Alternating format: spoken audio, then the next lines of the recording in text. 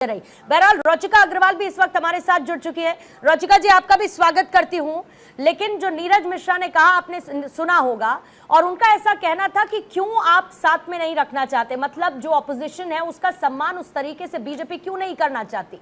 अगर Modi ji constructive way of working की बात करते हैं, विपक्ष के साथ मजबूत रहने की बात करते हैं, तो ऐसे मौकों पर विपक्ष को न सिर्फ सम्मान तक नहीं दे पा रही आपकी सरकार, तो स्पीकर पद को लेकर, डेप्यूटी स्पीकर को लेकर कह दिया गया हमें ये पद दे दीजिए, तो आपकी तरफ से कोई जवाब नहीं आया, जिस वजह से इनको अपना कैंडिडेट उतारना पड़ा। वंदे मातरम, मेरी सबको राम राम।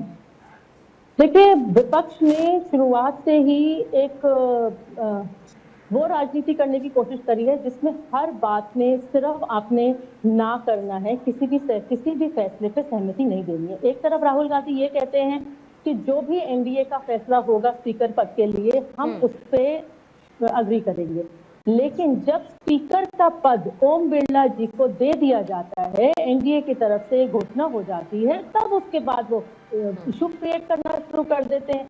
फिर कहते हैं हम अपना उम्मीदवार भी उतारेंगे। जब उम्मीदवार उतारने की बात ही तो शुरुआत से ही कर लेते हैं ना, जब शुरुआत से ही बोल देते, पहले ही कहते हैं स्पीकर हम अपना उतारेंगे, फिर कहते हैं डिप्टी स्पीकर हमारा होना चाहिए। कहीं तो एक बार पे टिके, और कहीं हमेशा से हमने देखा है पिछले 10 सालों में जब भी सदन चलाने की बात आती है, विपक्ष की तरफ से सिर्फ वॉकआउट होता है, सिर्फ धरना प्रदर्शन होते हैं, सिर्फ आंदोलन होते हैं और कुछ नहीं होते।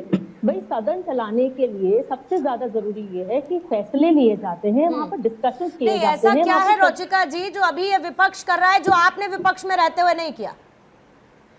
देखिए, इतना नहीं हुआ है। जब कभी अगर मुद्दों पे उठाई गई बात तो वो उठाई जाती थी, लेकिन ये तो चलने ही नहीं देते सदन नहीं, मैं ये समझना चाह रही हूँ कि स्पीकर पद को लेकर क्यों सर्वसम्मति नहीं बन पाई। सर्वसम्मति बनने का स्कोप किसने कहां पर खत्म कर दिया? कहीं कोई खत्म नहीं किया गया। जब आप लोगों ने, इन्होंने पहले ही, विपक्ष ने ये कह दिया, राहुल जी का पहले था। देखिए, अगर इन लोगों की आपस में ही सहमति नहीं है, जो इंडी गठबंधन है, इंडी गठबंधन के आपस में ही सहमति नहीं है, इन्हीं के अपने उम्मीदवार को लेके, एक तरफ मंगल ममता जी ये कहती है कि भाई ये कांग्रेस का फैसला है, उसमें हमारा कोई मतलब नहीं है, वहां पर डीएमके वाले सपोर्ट नहीं कर रहे। हर जगह इनका अपना ही जो इंडी गठबंधन है उनमें सहमति कहीं कुछ नहीं है। ये आपस के इंडी गठबंधन में सहमति नहीं कर सकते, तो क्या लगता है कि आपको कि सरकार के साथ सहमति कर लेगी? कि सरकार तो इनकी सबसे बड़ी दुश्मन है।